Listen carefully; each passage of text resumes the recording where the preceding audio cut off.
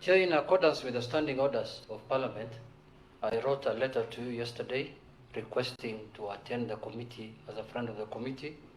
And I want to thank you for accepting my request. That's what the standing order says, that you write to the chair of the committee. Initially, first I misunderstood. I wrote to the speaker, but I retrieved it. I wrote back to you. Having said, Chair, I have just one or two questions, Chair. First, Chair, according to the document provided by the minister, and you see, Chair, government is run through traditions and precedents.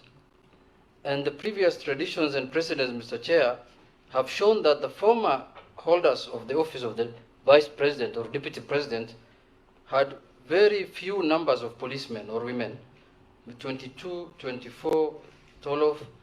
We're dealing with a case of 257 here, Mr. Chair. 257, Chair. Chair, where I come from in my constituency, the last census, the population was 204,000 people.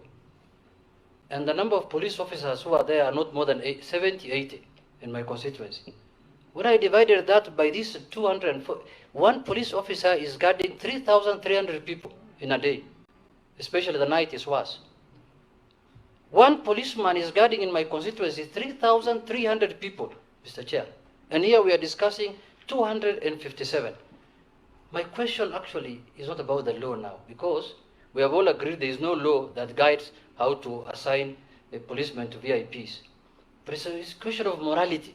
I want to ask the minister in charge of security whether this is moral to give one person 257 and people in my constituency have only 80 police officers with a very junk old police vehicle, which you have to push at night when it wants to wake up. Secondly, Mr. Chair, I saw the minister the other time revamping the private sector security, the so-called private sector, G4S and other names. And why I thought he was revamping that private security so that they can guard private enterprises properly, so that they are regulated and private enterprises are safe. Now, when the minister and the IG are deploying policemen to private premises, what will the G4S do? What will these private farms do? Because that is their work. You have taken policemen to butcheries, to guard butcheries.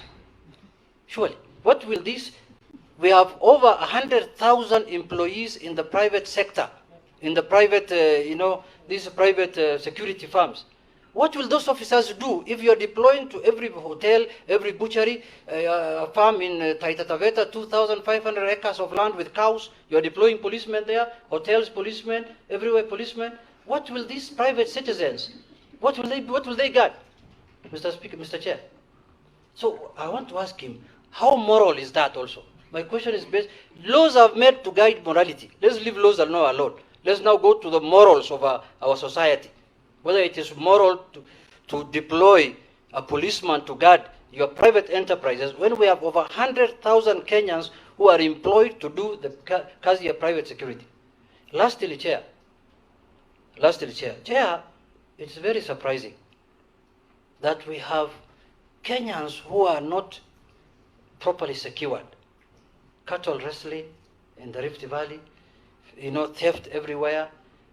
And then you can deploy 257 members, security members, to kuchunga shamba ya kuku, shamba ya samaki, nyumba ya Mpango ya Kando, Klande. Chair, I'm done. I don't want to ask another question. The minister must apologize to Kenyans, Mr. Speaker. Mr. Chair, why that happened? Honestly, he must apologize, leave alone removing or deploying. He must tender an apology to Kenyans that it will not happen again.